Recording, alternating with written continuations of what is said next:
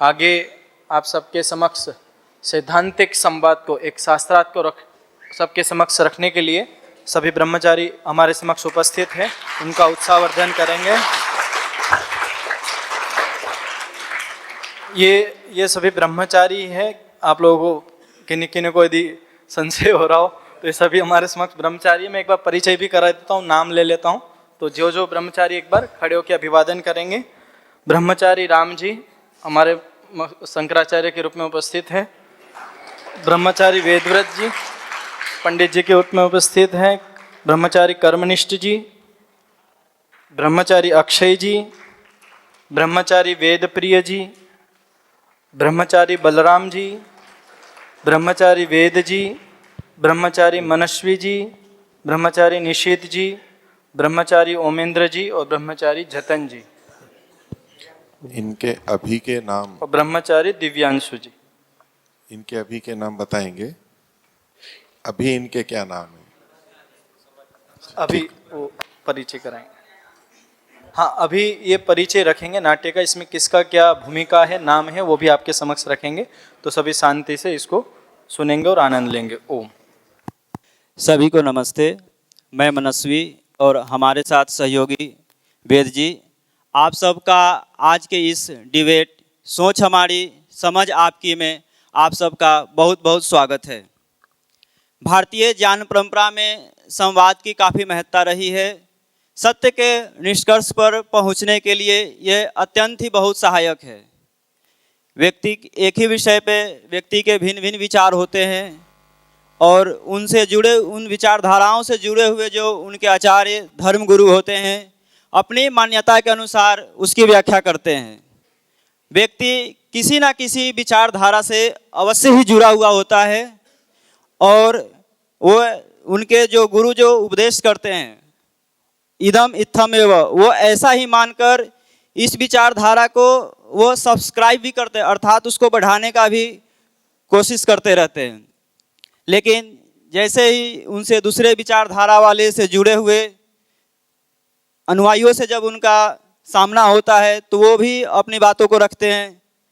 तो जो धर्म गुरु होते हैं, दूसरे की कमियां, अपनी श्रेष्ठता जो बताते हैं, वो अपनी बातों को दूसरे के समक्ष रखते हैं।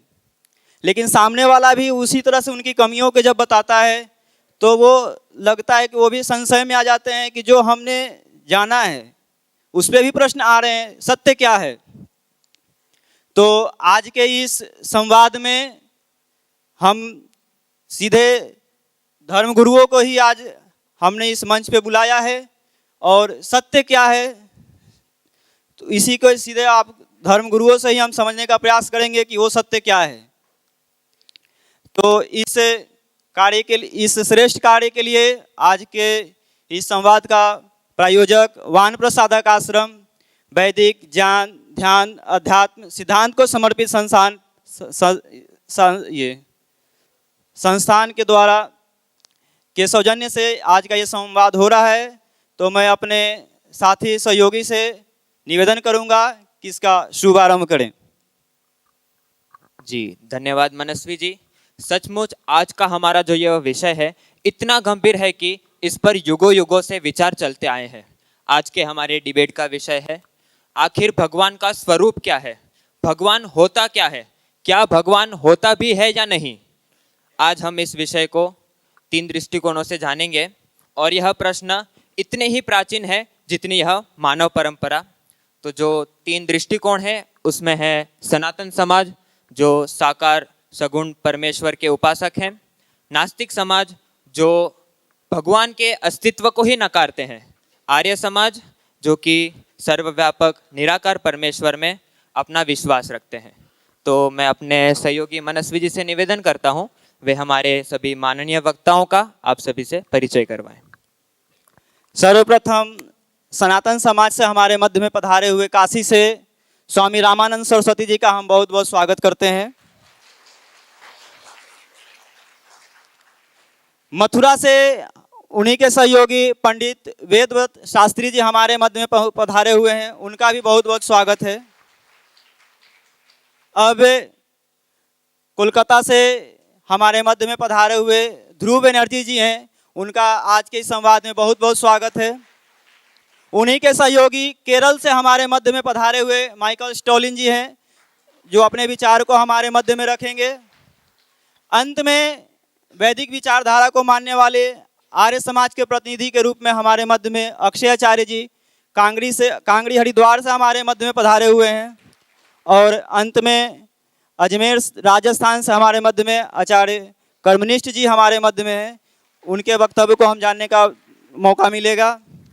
और मुख्य अतिथि विद्वान के रूप में दिव्यांशु जी हमारे मध्य में हैं, उनका भी बहुत बहुत स्वागत है। और हमारे श्रोता भी हैं, उनका भी आज के इस संवाद में बहुत बहुत स्वागत है। तो चलिए अब हम हमारे इस डिबेट का शुभारंभ करते हैं। सोच हमारी होगी मगर समझ आपकी। आज आप पर यहाँ पर कोई भी विषय का विचार थोपा नहीं जाएगा, बल्कि आज हम एक दूसरे के मतों से रूबरू होंगे और सोचने समझने की एक नई राह पाएंगे। तो सर्वप्रथम सभी वक्ता क्रमशः अपना प्रारंभिक वक्तव्य रखेंगे। तो इस क्रम में मैं सर्वप्रथम सनातन समाज से पधारे हुए रामानंद स्वामी जी से निवेदन करूंगा, वे अपने मत को हम सभी के समक्ष रखेंगे।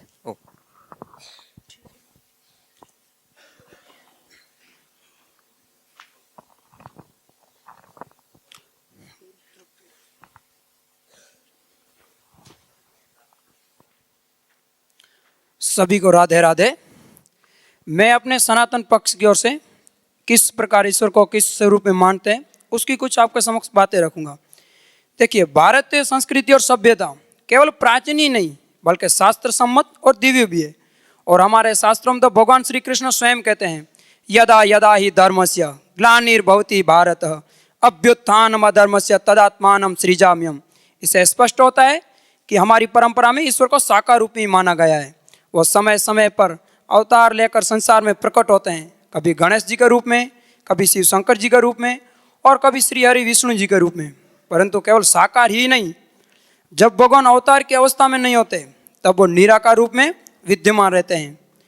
यही कारण है कि हमारे शास्त्र कहते हैं, एकम सद विप्रा बहुधा वदंती।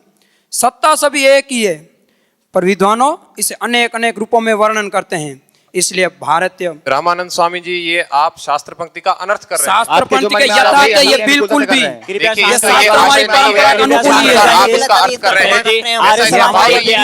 प्रमाण युक्त है ये। वैसा इसका भाव नहीं है, इस प्रकार आप इसका अर्थ कर रहे हैं। आर्य समाज के प्रति से निवेदन है कि कृपया शांत हो जाएं। आपके अपने विषय को रखने का जब समय आएगा तो आप अपनी बातों को रखेंगे। अभी बिना किसी व्यवधान के स्वामी जी को अपने वक्तव्य को रखने दें। जी बिल्कुल सही कहा। बहस करने का सौंदर्य तभी है जब हम एक दूसरे की बातों को धैर्यपूर्वक सुनेंगे। अभी रामानंद स्वामी जी की बात को बिना किसी व्यवधान के पूरी करने दें। एकम सद विप्रा बहुधा वदंती। सत्ता सभी एक ही है, परंतु विद्वान इसे अनेक अनेक रूपों में वर्णन करते हैं। इसलिए सनातन संस्कृति कभी भी ईश्वर को सीमित नहीं मानती। वो निराकार भी है और साकार भी है। वो मंदिर की मूर्ति में भी है और व्यापक आकाश में भी है। यही तो हमारी परंपरा की विशेषता है जो मैंने आपके सामने रखी। धन्यवाद। जी स्वामी जी का धन्यवाद। अब मैं सनातन समाज से ही पधारे हुए वेदव्रत शास्त्री जी से निवेदन करूंगा, वे भी अपने विचारों को हम सभी के समक्ष प्रस्तुत करें।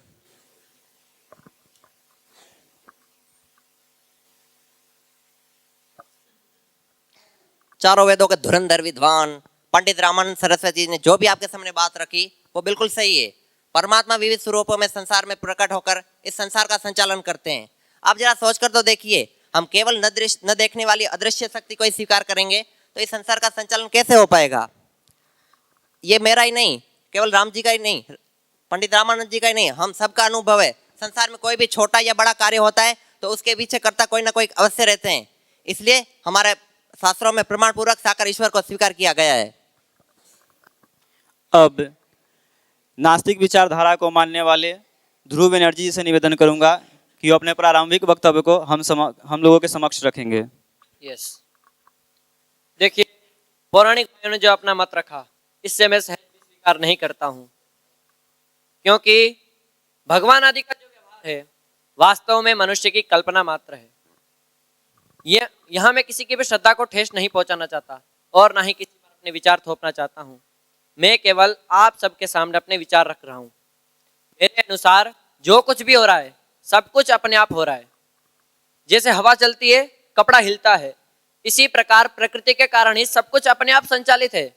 इसमें भगवान को मानने की कोई आवश्यकता नहीं है।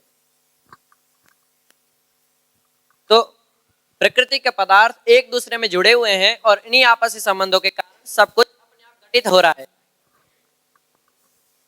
Thank you. अब नास्तिक समाज से ही हमारे मध्य में माइकल स्टॉलिन जी उपस्थित है। मैं उनसे निवेदन करूंगा वे अपने विचारों को रखें। ऑलराइट, तो जैसे बैनर्जी जी ने कहा, मेरा मत भी स्पष्ट है। इस दिखाई देने वाले संसार को संचालित करने के लिए किसी विशेष ईश्वर या चेतन सत्ता की आवश्यकता नहीं है। या जो भी कुछ हो रहा है ना, उसके पीछे प्रकृति ही मुख्य कारण है।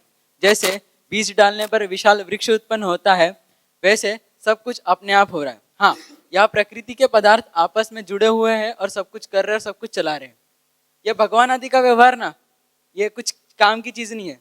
ये अपने स्वार्थ की पूर्ति के लिए ना ये लोग करते हैं और अपने फीलिंग्स को, अपने भावनाओं को किसी चीज के साथ जोड़कर सेटिस्फैक्शन चाहते, संतुष्टि चाहते। देखो, मेरा दृष्टिकोण स्पष्ट है, ईश्वर आदि की जरूरत नहीं है। जो भी कुछ हो रहा है वो प्रकृति के कारण हो रहा है। Thank you.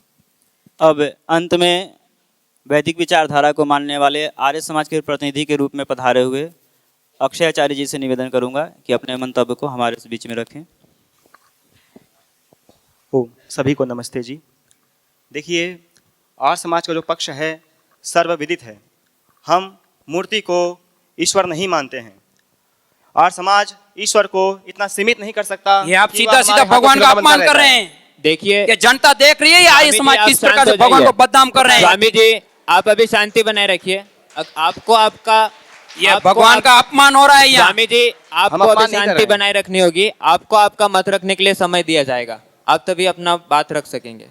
आप अभी ऐसी अक्षय भाषा का जी प्रयोग को- मत करिए। आर्य समाज कभी ईश्वर का अपमान नहीं करता है। हम ईश्वर के देखिए, उपासक हैं। अक्षय जी, आप भी अभी इनके बात का उत्तर नहीं देंगे। आप अभी केवल अपने मत को रखिए। आपको कोई प्रश्न का उत्तर देना है तो आप उसके लिए आप दूसरे जो चक्र चलेगा उसमें दे सकेंगे।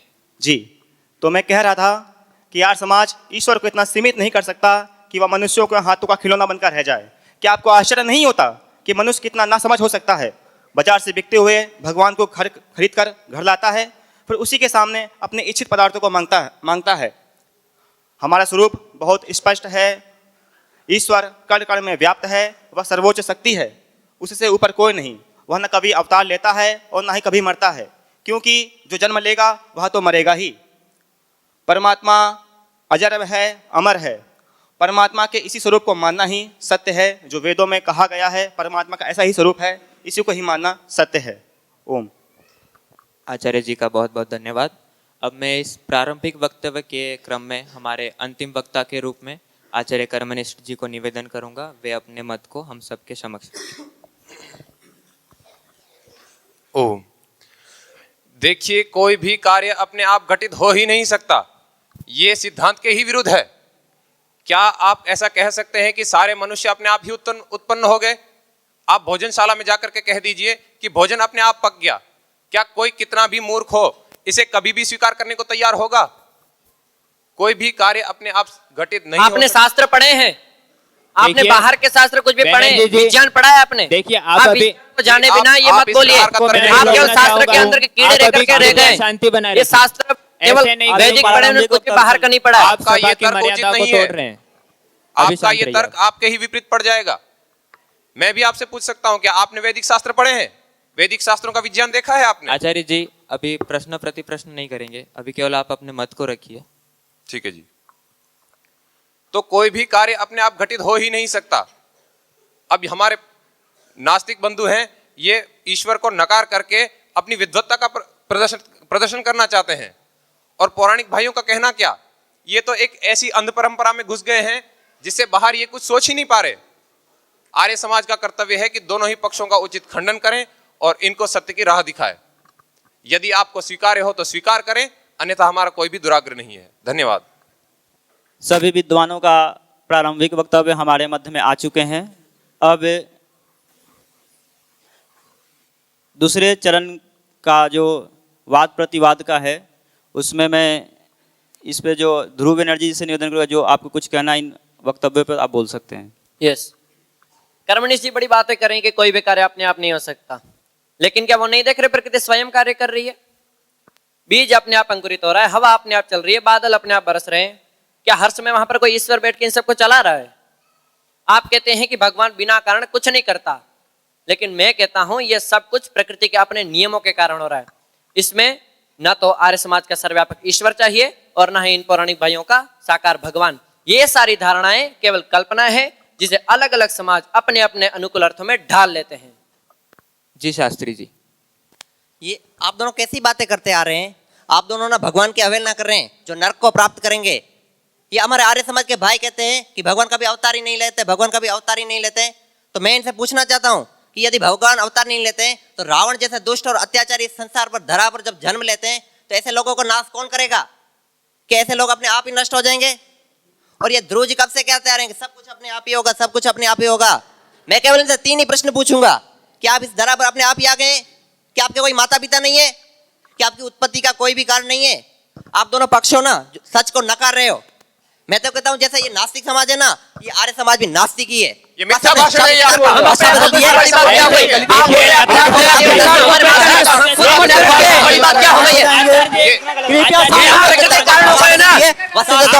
आप सभी शांति बनाए बैठिए सभी शांति बनाए रखिए। शांत हो जाएंगे। वस्तुतः तो आर्य समाज भी नास्तिक समाज ही है। शास्त्री जी अभी आप शांत हो जाइए। शास्त्री जी। ये सच्चाई को नकार रहे हैं अभी। स्वामी जी सभी विद्वान एक दूसरे के ऊपर बोल रहे हैं। मेरे शब्द कठोर तो होंगे पर सत्य हैं, ये शास्त्री सत्य जी, हैं। कृपया शास्त्री जी अभी शांति रखिए। सभी विद्वान एक दूसरे के ऊपर बोल रहे हैं। श्रोताओं को कुछ पता नहीं चल रहा हो क्या रहा है। किन्हीं को भी कुछ भी आपत्ति हो तो पहले अपने हाथों को उठाएंगे, अनुमति मिलने के पश्चात ही अपनी बातों को रखेंगे। तो मैं अक्षयाचार्य से निवेदन करूंगा, अब आपको जो बोलना है बोल सकते हैं। ओ, मैं यहाँ दोनों ही पक्षों से सहमत नहीं हूँ। एक और आदरणीय वेदव्रत जी ने हमें नास्तिक कह दिया। हमने सिर्फ तो सत्य इसलिए कहा है, हमने तो सत्य कहा है। शास्त्री जी शास्त्री जी। ठीक है, कहेंगे। इन्होंने हमें केवल नास्तिक कह दिया केवल इसलिए क्योंकि इन्हें निराकार ईश्वर समझ में ही नहीं आता। आर्य समाज का मत बहुत साफ है, हम ईश्वर को निराकार मानते हैं, परंतु इसका ये अर्थ नहीं है कि हम नास्तिक हैं या हम ईश्वर को नहीं मानते हैं। आप साकार ईश्वर को मानते हैं। वैदिक वाङ्मय में, दर्शनों में साकार ईश्वर का खंडन किया गया है।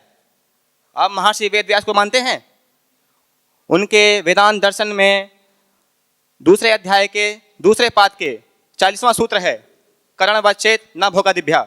अगर परमात्मा को करण मानोगे, इंद्रियावान मानोगे, उनके नेत्र आदि हैं, तो उसमें भोगादिभ्य का दोष आ जाएगा। क्या इसका उत्तर आप है? भोग यानी कि भोग और वासना और जरावस्था की प्राप्त हो जाएगी। क्या परमात्मा में भोग है, जरावस्था है उसमें, या वासना है इसके अंदर? और इसी का ही एक आगे का सूत्र है, अंतवत्वम असर्वजता वा। अगर परमात्मा को साकार मानोगे तो उसमें विनाश वाला धर्म भी आएगा, उसमें विनाशता भी माननी पड़ेगी और एक देशिता भी मानना पड़ेगा। और उसमें असर्वजता है, यानी कि वो सभी जगह विद्यमान नहीं होगा, तो सभी जगह का ज्ञान नहीं होगा, वह अल्पज आएगा, तो इसका दोष आएगा परमात्मा में। क्या इसका उत्तर आप लोग के पास है? और श्वेता उपनिषद में भी एक वाक्य आया है, न तस्य कार्यम करणम च विद्यते। परमात्मा का ना कोई कार्य है और ना ही करण है, ना ही परमात्मा के से कोई उपादान कारण होकर के कुछ बनता है, और ना ही परमात्मा के नेत्र आदि कुछ द्रव्य हैं जो परमात्मा उस साधनों से कुछ ना कुछ करे। कोई उसका बहुत ही सामर्थ्य अधिक है, उसमें साकार होने का कोई उसमें अस्तित्व ही नहीं है। वो निराकार होते हुए भी समाज ब्रह्मांड को बना सकता है। और दूसरी ओर हमारे ध्रुव बनर्जी जी कहते हैं कि हम प्रकृति की व्यवस्था से अपने आप पैदा हो गए। तो मैं उनसे पूछना चाहता हूँ, वो प्रकृति जिसे आप सरस्वतीमान मान रहे हैं, क्या वह जड़ है या चेतन? क्या उसे पता होता है कब, कहाँ और क्या कौन सा कार्य करना है, कितनी व्यवस्था करनी है? यदि प्रकृति केवल जड़ है तो बिना ज्ञान और चेतना के वह कैसे इतने सूक्ष्म और विराट कार्य कर सकती है? क्या इसका उत्तर आपके पास है? जी ध्रुव जी, इस पे कुछ कहना चाहेंगे आप? जी, क्यों हम नहीं देखते प्रकृति स्वयं कार्य कर रही है? बोलो, जब हवा आती है तब कपड़ा हिलता है, क्या वहां पर कोई ईश्वर हिलाता हुआ दिख रहा है? उस कपड़े को ईश्वर हिला रहा होता है क्या? हम सब प्रत्यक्ष देखते हैं कि गोबर अपने आप मिट्टी में मिलकर के खाद बन जाता है, बादल अपने आप बरस रहे हैं, और ये सब कुछ हमारे प्रत्यक्ष और अनुभव का विषय है। इसमें किसी भी अदृश्य ईश्वर को मानने की कोई आवश्यकता नहीं है। जी स्वामी जी, आप कुछ कहना चाह रहे थे? ये अब दोनों पक्ष कैसी बातें कर रहे हैं? एक बोलते हैं कि भगवान है ही नहीं और आप कहते हैं निराकार है। ये सीधी सी बात है, भगवान है तो दिखना चाहिए, और आप कब से कहते रहे निराकार है निराकार है, और निराकार होने और न होने में क्या अंतर रह गया? इसलिए सनातन मत तो स्पष्ट कहता है कि भगवान समय समय पर अवतार लेकर प्रकट होता है, और जब वो अवतार की अवस्था में नहीं होते हैं तब वो किसी अन्य रूप में वहीं विद्यमान रहते हैं। इसलिए ईश्वर की सत्ता निरंतर है, कभी साकार रूप में और कभी निराकार रूप में। श्रोताओं के मध्य से कुछ प्रश्न हमारे मध्य में आ रहे हैं, तो मैं अभी विद्वानों को रोकना चाहूँगा और कुछ श्रोताओं के प्रश्न को ले लेते हैं। तो आपसे निवेदन है कि आपका जो प्रश्न है आप रख सकते हैं। सभी को नमस्ते। मैं स्वामी रामानंद जी से प्रश्न करना चाहूँगा, आप ये ईश्वर के कौन से स्वरूप को स्वीकार कर रहे हैं? कभी मूर्ति में भगवान मान रहे हैं, तो कभी चित्र में भगवान मान रहे हैं, कहीं भगवान की श्रद्धा पे बच्चे ऐसी बातें नहीं होती। कहीं भगवान को बाल धरे, भगवान को, आपको भगवान पे श्रद्धा ही नहीं है, श्रद्धा नहीं है, आप ऐसे प्रश्न ही नहीं उठा सकते, आप ऐसे प्रश्न नहीं उठते। आपसे निवेदन है, आपके प्रश्न आ चुके हैं, स्वामी जी ने उत्तर दे रहे हैं। स्वामी जी उत्तर दे रहे, बात को घुमा रहे हैं। आप मेरी बात को सुनने का प्रयास कीजिए। आप शांत हो जाएंगे। आप उत्तर दीजिए। भगवान को मेरी बात को सुनने का प्रयास कीजिए। अभी मैंने अपने वक्तव्य में बोला था। स्वामी जी, अब मैं अगले श्रोता से निवेदन करूंगा कि अपने प्रश्न को रखें। ओम, सभी को सादर नमस्ते जी। मेरा प्रश्न ध्रुव बनर्जी जी से है। आप कब से बात कर रहे हैं कि प्रकृति सब अपने आप कर रही है, थोड़ा खोल कर बताएंगे कि कैसे अपने आप हो रहा है ये सब? जी, आपने देखा होगा प्लास्टिक को जमीन में जब डाल देते हैं उसको गलने में कितना टाइम लगता है? 500 साल तो कम से कम लग जाते हैं। यदि ईश्वर सर्वशक्तिमान होता, ईश्वर होता, तो उसको यदि विशाल सृष्टि को बनाने में समय नहीं लगता ज्यादा, तो इस छोटी सी प्लास्टिक को गलाने में कितना समय लगता केवल? तो वो प्लास्टिक को यदि 500 वर्ष लग रहे हैं, तो आप उस ईश्वर मानोगे या प्रकृति का नियम मानोगे? नियम ही है ना, पर नियम को बनाने वाला तो कोई ना कोई होगा ना। क्या इनके ईश्वर को बनाने वाला कोई है? क्या इनके ईश्वर को बनाने वाला कोई है? ईश्वर को बनाने वाला कोई नहीं है। ईश्वर निराकार है। ईश्वर कभी बनता ही नहीं है। देखिए, ईश्वर कभी बनता ही नहीं है, वो तो निराकार है। प्रकृति के नियम कभी बनते नहीं, वो अनादि है। प्रकृति अनादि है। प्रकृति में जो वस्तुएं दिख रही हैं हमें, प्रकृति में जो हमें वस्तुएं दिख रही हैं वो तो अनादि नहीं है ना। वो तो उसका तो विनाश भी होता है और ईश्वर उसको बनाते भी हैं। फिर तो कैसे आप बोल सकते हैं कि बिना प्रश्नकर्ता से और आपसे निवेदन है, ऐसा मेरे को प्रतीत हो रहा है कि आपके प्रश्न का उत्तर मिल चुका है। तो अब हमारे मध्य में युवक पत्रकार के रूप में दिव्यांशु जी उपस्थित है। वे भी सभी मतों से भलीभांति परिचित हैं। वे भी अपने कुछ मत को रखना चाहते हैं। मैं उनसे निवेदन करूंगा कुछ संक्षेप में अपने मंतव्य को रखें। सबको सादर नमस्ते जी। देखिए, जो ये पौराणिक भाई हैं वो मूर्ति पूजा और अवतारवाद को सदा शास्त्र से सम्मत बताकर अपने पक्ष का सदा समर्थन करते हैं। क्या आपको वो घटना याद है जिस समय मुसलमानों ने अपने भारत पर आक्रमण किया था और सोमनाथ जैसे 30,000 मंदिर को लूटा गया था, और केवल सोमनाथ मंदिर से 700 जहाज हीरे मोती चांदी जवाहरात आदि लेके गए थे? उसमें आपकी देवी देवता कहाँ थे? क्षत्रिय सेना पूरी तैयार थी, उसमें आपके ब्राह्मण ने बोल दिया बालक तू शांत होता है, छोटी आयु में बड़ी बुद्धि मत चला। शास्त्री जी, देवी देवताओं का अपमान कर रहा है तू। देखिए शास्त्री जी, छोटी आयु में बड़ी बुद्धि मत चला। देखिए मेरा समय ये शास्त्री जी, ये विद्वत गोष्ठी है। देखिए शास्त्री जी, आप धैर्य पूर्वक सुनिए। आपने स्वतंत्रता पूर्वक अपने मंतव्य को रखा है, ये भी जनता का भाग है, इन्हें भी स्वतंत्रता है। आप अभी धैर्य पूर्वक इनकी बात को सुनिए। जब सोमनाथ जैसे 30,000 मंदिर को लूटा गया था और केवल सोमनाथ मंदिर से 700 जहाज हीरे मोती चांदी जवाहरात आदि लेके गए थे, उसमें आपकी देवी देवता कहाँ थे? क्षत्रिय सेना पूरी तैयार थी, उसमें आपके ब्राह्मण ने बोल दिया कि अभी मुहूर्त नहीं है, और जब मुहूर्त होगा उसमें महादेव स्वयं अपनी तीसरी आंख खोलेंगे और सबको भस्म कर देंगे। कहाँ गए आपके महादेव?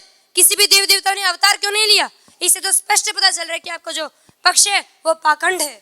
बच्चे, इतनी छोटी छोटी बातों में भगवान अवतार नहीं लेते। महाभारत जैसा भीषण युद्ध देखिए, उसमें स्वयं भगवान श्री कृष्ण अवतार लेकर प्रकट हो गए थे। स्वामी जी, ऐसी छोटी छोटी बातों पर अवतार नहीं लेते भगवान। शास्त्री जी, आप स्वामी जी को रोकिए। दूसरी घटना, जब केरल के अंदर मोपलाओं के द्वारा हिंदू परिवर्तन का काम चल रहा था, उसमें आपकी देवी देवता कहाँ थे? किसी ने भी धर्म परिवर्तन को रोका क्यों नहीं? और दूसरा, जब उत्तर भारत के अंदर जब ये चल रहा था हिंदू परिवर्तन का काम, उसमें आपकी देवी देवता ने कुछ नहीं किया, किसी ने अवतार नहीं लिया, किसी ने इसको रोका नहीं है। उस समय केवल आर्य समाज के प्रतिष्ठित सन्यासी स्वामी श्रद्धानंद जी ने 2 लाख मनुष्यों को पुनः हिंदू बनाया। आर्य समाज की स्थापना से पूर्व स्त्री और शूद्रों को शिक्षा से वंचित रखा गया। ऊंच नीच का भेदभाव था, और ईश्वर के सच्चे स्वरूप को ये छिपाया भेद नहीं गया था, था। ये यथार्थ सुनिए व्यवहार जरा, किया गया बार-बार था क्यों उनके पीछे साथ। बोल रहे हैं स्वामी जी आपको बार बार यथार्थ टोका था जा ये। रहा है। बार-बार क्यों पीछे स्वामी जी शांत हो जाइए। स्वामी जी आप शांत रहिए अभी। आर्य समाज की स्थापना से पूर्व पौराणिक समाज के द्वारा स्त्री और शूद्रों को शिक्षा से वंचित रखा गया। ऊंच नीच का भेदभाव था और ईश्वर के सच्चे स्वरूप को छिपाया गया था। पर जब आर्य समाज की पुनः स्थापना हुई तो सबको शिक्षा का आधार दिया गया, अधिकार दिया गया और ऊंच नीच का भेदभाव मिटाया और ईश्वर के सच्चे स्वरूप को बतलाया गया। और बात करें नास्तिक भाइयों की, ये तो ईश्वर और पुनर्जन्म को मानते ही नहीं है, केवल प्रकृति को मानते हैं और प्रकृति गतिशील है, वह स्वयं सब वस्तु को बना रही है। तो आप मेरे को ये बताइए, जब घड़ी पत्रकार आपको जी, आपको पता है मतलब कौन सा जन्म है? पत्रकार बना के मानते हो ना पुनर्जन्म? पता है कौन सा जन्म है? नहीं करेंगे। मानते हो ना पुनर्जन्म? बताओ कितना जन्म है आपका? पत्रकार बना के क्या जन्म है हमारा? बताओ। आप क्या थे पिछले बार? माइकल जी कृपया उनकी बातों को रखने दे अभी। कुछ भी बोले जा रहा है। सुनिए ना एक बार, आप अभी धैर्य पूर्वक इनकी बात को सुनिए। आपके पास यदि कोई घड़ी हो तो ये तोड़ उड़ के उसको किसी डब्बे के अंदर भर दिया जाए, क्या उसको हिलाएं, इस गति के द्वारा वो घड़ी पुनः बन जाएगी? ये तो ईश्वर भी नहीं बना लेगा। तो स्पष्ट पता चल रहा है कि आपको जो विचार है ये ईश्वर भी नहीं बनाएगा इस घड़ी को, तो ये प्रकृति के नियमों के अंतर्गत नहीं आता है। आप जानते हैं ईश्वर के गुणों को? आचार्य जी आप भी आप शांत हो हमारे जाइए। पूरे शास्त्र को पढ़िए, उसके बाद ऐसे तर्क करना, मूर्ख की तरह कुछ भी तर्क करे जा रहे हैं। मैं तो ये बोलता हूँ जो आर्य समाज के जो भी मत है वो सारे सत्य है, तार्किक है। मैं तो आर्य समाज के मत को सत्य मानता हूँ। सबको नमस्ते जी। मैं युवक पत्रकार दिव्यांशु जी का धन्यवाद करता हूँ। अब आचार्य कर्मनिष्ठ जी बहुत देर से कुछ कहना चाहते हैं, वे भी अपने मत को रखेंगे। देखिए, मैं पहले ही निवेदन करना चाहता हूं, मैं जो कहने जा रहा हूं वो बहुत ही महत्वपूर्ण तर्क से युक्त होगा। इस बीच में मुझे कोई भी टोके ना, और मेरा थोड़ा लंबा चलेगा। कृपया समय की सीमा है, अपनी बातों को संक्षिप्त में ही अपने रखेंगे। जी, मैं पूरा प्रयास करूंगा। बात भगवान की चल रही है। इस विषय में हमारे सामने दोनों ही पक्ष उपस्थित हैं, जिसमें कि एक नास्तिक पक्ष है। ये शास्त्रों को मानते ही नहीं, तो इनके लिए मैं केवल तर्क प्रस्तुत करूंगा। और जो पक्ष पौराणिक पक्ष शास्त्रों को मानते हैं, तो उनके लिए शास्त्रों का मैं प्रमाण दूंगा और तर्क भी प्रस्तुत करूंगा। पहले बात करते हैं नास्तिक बंधुओं की। ये कहते हैं कि सब कुछ अपने आप ही होता है, जो कि दर्शनों से विरुद्ध है। ये मैं पहले ही कह चुका हूं। मैं इनसे एक तर्क प्रस्तुत करता हूं कि आप कहते हैं कि सब कुछ अपने आप होता है, और इसमें बड़े आश्चर्य की बात तो यह है कि ये स्वयं ही मानते हैं कि प्रकृति जड़ है। अब भला कोई जड़ पदार्थ किसी भी कार्य को कैसे कर सकता है? कोई भी कार्य होता है तो वो सदा चेतन के निमित्त से ही होता है। कोई चेतन करेगा तो ही होगा। क्या कभी मिट्टी अपने आप घड़ा बन सकती है? क्या कभी कोई धागा अपने आप वस्त्र बन सकता है? यह सदा असंभव है, और विज्ञान भी इसे स्वीकार नहीं करता। देखिए, शास्त्रों में स्पष्ट कहा है, और चेतन का होना ही कार्य को घटित कर सकता है। आप बहुत बड़े बड़े तर्क देते हैं कि सब कुछ अपने आप होता है, ये प्रत्यक्ष है। ये सब हमारी सोच की सीमा को प्रदर्शित करता है कि मनुष्य जितनी अपनी बुद्धि जाती है, उतने में ही निष्कर्ष निकाल लेता है। वर्षा का होना, गोबर का खाद में मिलना, ये सब इस महान व्यवस्था का भाग है। जैसे कि हम स्वयं भी मनुष्य भी तो व्यवस्थाएं करते हैं बहुत सारी।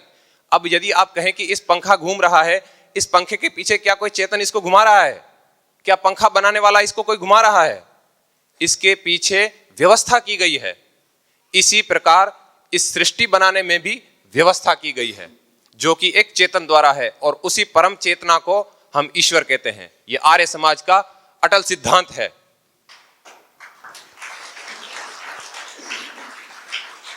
बात करते हैं पौराणिक भाइयों की।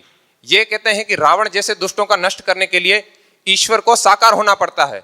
मैं तो ये पूछता हूं इनसे कि यदि रावण को नष्ट करने के लिए ईश्वर को स्वयं आना पड़ता है, तो पहले उसको इतना बलवान ही क्यों होने दिया?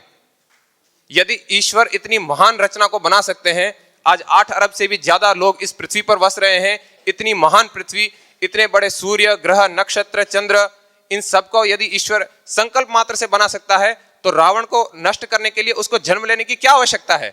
क्या वो संकल्प मात्र से उसे नष्ट नहीं कर सकता है? इसमें ईश्वर को आप अल्पशक्तिमान सिद्ध कर देंगे। देखिए, ये मत अपने आप में माना कि साकार है तो निराकार कैसे होगा? दोनों पक्षों को मानना ही अपने आप में एक दोष है। यदि साकार है तो निराकार कैसे है, और निराकार है तो साकार कैसे है? स्वामी जी ने कहा था कि ईश्वर अगर निराकार है तो निराकार होने में और न होने में अंतर क्या है? तो इसका अर्थ ये हुआ, भगवान है जी, पहले साकार सुन भी रूप में लीजिए, हो सकते हैं, निराकार रूप में भी हो सकते हैं। पहले स्वामी जी, सुन लीजिए, आपको बार-बार बोला मैं जा रहा आपकी है। उसी बात को शांति पकड़ रहा हूं। यदि आप ये मानते हैं कि निराकार भी है और साकार भी है, तो जिस पक्ष में आप निराकार मानते हैं तो उस पक्ष में आप ईश्वर को मानते ही नहीं है, क्योंकि निराकार का होना और न होने में अंतर क्या है? मैंने कहा था कि भगवान जब अवतार की अवस्था में नहीं होते तब वो निराकार रूप में भी विद्यमान रहते हैं। आपने ये भी इसका तो अर्थ कहा यह नहीं था कि भगवान कि है। निराकार आचार्य जी, में- इसके निराकार होने उत्तर और न होने देने का में समय अंतर आपको क्या दिया है? जाएगा।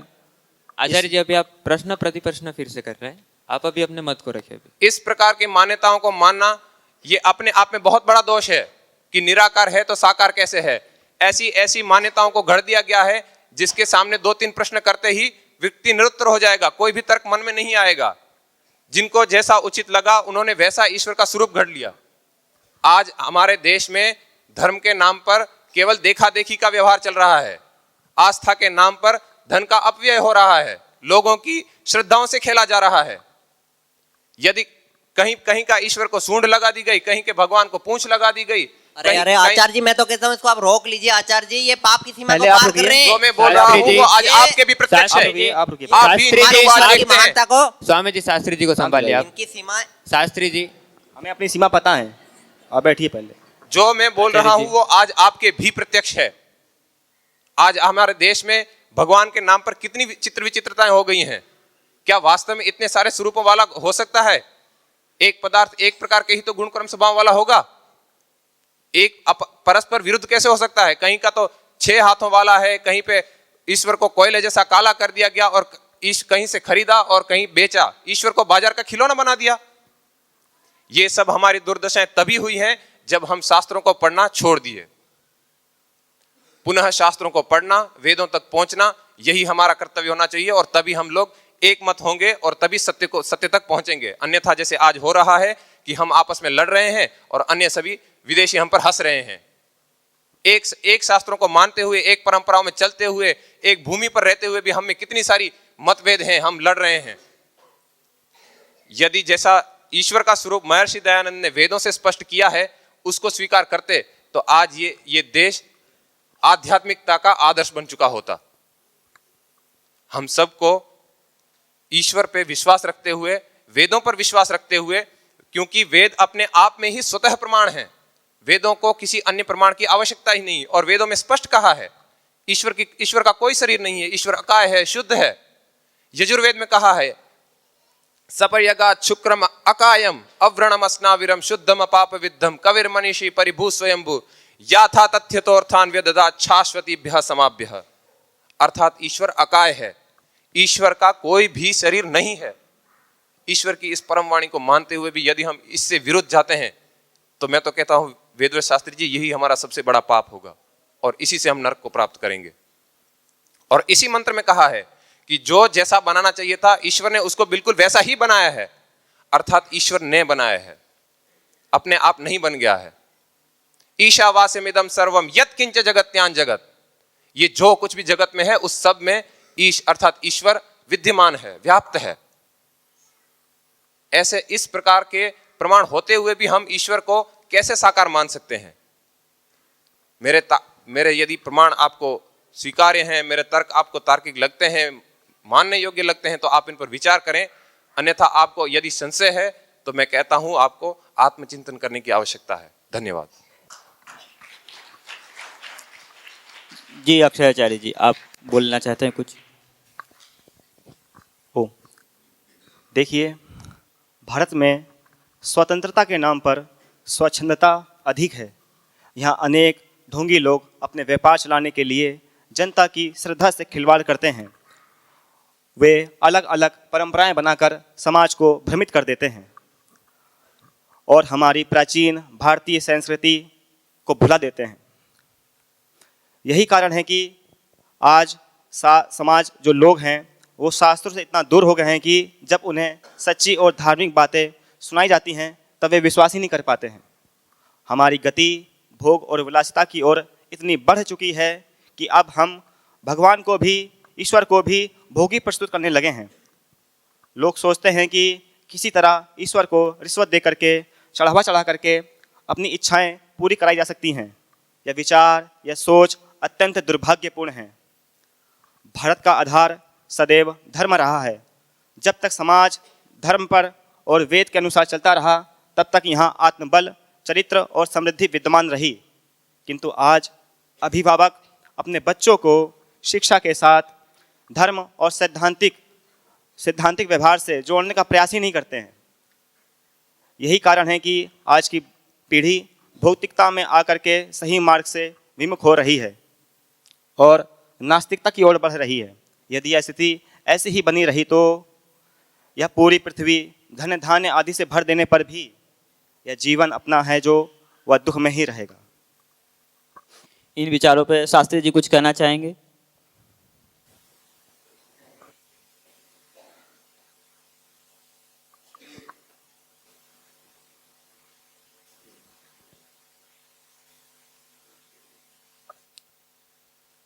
मैं जब इतना था ना, इतना मनस्वी जी, मैं जब इतना था ना, इतना, तब स्वामी जी के चरणों में समर्पित हो गया था। हमारी परंपरा में ईश्वर के स्वरूप को लेकर कोई भी छोटा या प्रश्न किया जाता है ना, तो उसका एक ही उत्तर आता है कि बेटे ऐसे प्रश्न मत करो। यदि ऐसे प्रश्न करोगे ना तो आप अपनी नरक की टिकट बुक करवा रहे हो, और कोई इसका उत्तर नहीं मिलता है हमको। मैं स्वामी जी के साथ बहुत शास्त्रार्थ किए हमने, परंतु आज का जो हमने शास्त्रार्थ किया ना, वो हमारे लिए विशेष है, मेरे लिए तो खास ही। आचार्य जी कर्मश जी ने जो भी अपने वक्तव्य में बातें रखी, उस बातों में अपने जो प्रमाण रखे हैं, वो प्रमाण जिस वेद के थे ना, उस वेद को आज हम भी मानने वाले हैं। एक ही वेद के एक ही मंत्र हैं, पर फिर भी आज विचारधाराएं दो दो खड़ी हुई है। उसके पीछे कभी ना कभी हमारी कोई ना कोई छोटी या बड़ी भूल रह गई है। तो मेरा कहना, हमारा मानना इतना ही है कि हम इसके ऊपर और विचार करेंगे। ये बहुत गंभीर विषय है, और चिंतन करेंगे, और इसके आगे भी हम गोष्ठियां करते रहेंगे। धन्यवाद जी। स्वामी जी, आप भी कुछ कहना चाहेंगे? वैसे तो हमारे पक्ष से जो शास्त्री जी ने बोला है, मैं उसी से सहमत हूँ, पर फिर भी ये विचार इतने गंभीर और वो है कि इस पे इतने समय में चर्चा नहीं हो सकती। इस पे और भी बैठकें, गोष्ठी आदि होगी, और जो भी विचारधारा होगी हम भी आगे चिंतन करेंगे इसके विषय में। धन्यवाद जी।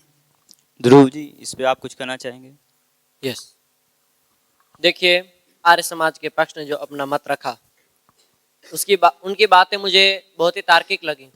उन्होंने जो कुछ भी हमारे सामने तर्क प्रस्तुत किए वो मुझे बहुत ही बुद्धिमत्तापूर्ण लगे, किंतु इसको इतनी आसानी से तो स्वीकार नहीं किया जा सकता। आपके मतों को, आपके ग्रंथों को हम और पढ़ेंगे और इस पर हम मनन करेंगे, और जैसा ऐसा हुआ तो हम और आगे इस प्रकार बैठ लेंगे। सत्य को जानने के लिए तो जितना में बैठे आवश्यक ही है, सत्य को जानने के लिए तो और सभाएं कर लेंगे आवश्यक हुआ तो, किंतु इस पे हम और आगे जैसा वो देखेंगे। जी, माइकल स्टॉलिन जी, आप भी कुछ अपने विचार रखना चाहेंगे इस पर? जी, वैसे तो बैनर्जी जी ने कह दिया है, पर हम अपने टीम्स को एक्टिव करके इस चीज़ पे और अच्छे से स्टडीज़ करेंगे, आपके स्क्रिप्चर्स को, आपके ग्रंथों को अच्छे से पढ़ेंगे, और इसमें हम ओपन माइंडेड होकर जब तक नहीं चलेंगे तब तक हम ट्रुथ की ओर, सत्य की ओर नहीं बढ़ पाएंगे। तो हम ओपन माइंडेड होकर अपने लोगों से, आपके लोगों से चर्चाएं करेंगे, परिचर्चाएं करेंगे और सत्य की ओर बढ़ते रहेंगे। इन अन्य परंपराओं के कारण ना जाने देश की कितनी दुर्दशा, दुर्गति को प्राप्त हुआ। अपार मात्रा में धन संपदा का लूट हुआ। उससे भी अत्यधिक दुर्भाग्यपूर्ण नारी के सतीत्व का जो नाश हुआ, उसकी बहुत ही दुर्भाग्यपूर्ण स्थिति रही है। धर्म जो है मानव के लिए सुख, शांति, कल्याण का होता है। यदि जिन परंपराओं के कारण हमें दुख को उठाना पड़े तो उस पर चिंतनीय अवश्य हो जाता है, क्योंकि अगर वो दुख के कारण का बनता है तो हमें सोचना पड़ेगा। इसलिए अत्यंत आवश्यक है कि हम समय समय पर विद्वानों का सत्संग, प्रश्न, शंका, जिज्ञासा रखें। प्रश्न करना बुरी बात नहीं है, प्रश्न उठेंगे तभी समाधान होगा। जो समाज विचारशील नहीं होता वो उन्नति को प्राप्त नहीं कर सकता। इसलिए हमें अपने उन्नति करना है, राष्ट्र को आगे बढ़ाना है, तो चिंतन को आगे बढ़ाना ही होगा। कोई भी समाज बुद्धि पे ताला लगाकर अत्यंत समय तक सुख को प्राप्त नहीं कर सकता है। तो आज का जो यह संवाद रहा, इसी दिशा में रखा गया और इसलिए मैं सभी विद्वानों का बहुत बहुत धन्यवाद करता हूँ। अपने विचारों को खुले ढंग से रखे और सभी श्रोताओं का भी आभार व्यक्त करता हूँ जिन्होंने शांतिपूर्वक इस संवाद को सुना। जी, आज के इस डिबेट में खूब आनंद आया। सभी वक्ताओं ने अपने अपने स्तर से श्रोताओं को मार्गदर्शन प्रदान किया। आज हमने देखा कि हमारा आज का समाज एक ऐसी अंधश्रद्धा में खींचा चला जा रहा है, ऐसी भ्रांतियों में खींचा चला जा रहा है कि विद्वानों और पारंगत व्यक्ति भी अनजाने में अपनी मिथ्या ज्ञान से, अल्प ज्ञान से इसी भ्रम में खींचे चले जाते हैं। ऐसी स्थिति में हमारे पास एक ही उपाय बचता है कि हम हमारी दैनिक गतिविधियों में नियमित रूप से आत्मचिंतन करें। हमें हर बात पर 3 प्रश्न अवश्य उठने चाहिए, क्या, क्यों और कैसे। यदि हम इन प्रश्नों का विवेकपूर्ण और प्रामाणिकता से उत्तर खोजने का प्रयास करेंगे, अपनी बुद्धि से सोचने विचारने का प्रयास करेंगे, तो हम इस अंध परंपरा में, भ्रांतियों में जाने से बच सकते हैं। तो मैं अंत में सभी माननीय वक्ताओं का विशेष धन्यवाद करता हूं जिन्होंने अपने वक्तव्य और समय इस सभा को दिए। आप सभी श्रोताजनों का मैं बहुत बहुत धन्यवाद करता हूं जिन्होंने धैर्यपूर्वक हम सभी को सुना। और अंत में परमपिता परमेश्वर का धन्यवाद जिन्होंने हमें सत्य को समझने और सोचने की शक्ति दी। और अंत में मैं आप सभी से एक बात कहना चाहूँगा कि इस डिबेट के प्रारंभ में आपको 2-3 बार बताया गया कि सोच हमारी होगी मगर समझ आपकी होगी। तो सोच के रूप में यहाँ पर बहुत सारे मत प्रस्तुत किए गए, उन पर विचार रखे गए, तर्क युक्तियाँ प्रदान की गई हैं। हमारी तरफ से सोच आ गई है, अब समझ आपको लगानी है। आपको अपनी बुद्धि से निर्णय लेना है और अपने जीवन को इन अंध परंपराओं में जाने से और भ्रम की इस खाई में जाने से बचाना है और अपने जीवन को उन्नत और सफल बनाना है। आप सभी का मैं पुनः धन्यवाद करता हूँ। ओम शम।